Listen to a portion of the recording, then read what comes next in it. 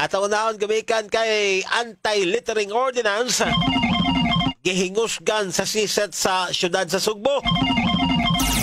Alat mahal sa Super Radyo.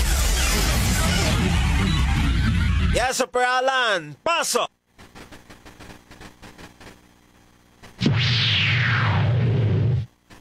Gingusgan pag-ayo karon sa buhatan sa siset din mismo sa Dakbayan sa Sugbo ang pag-implementar sa mga anti-littering ordinance din mismo sa Dakbayan kini mikalamigitan sa saktong disiplina ang dili pagpataka og labay basura, pagpangihi ingon pagpangluwa diya mismo sa mga kadalanan.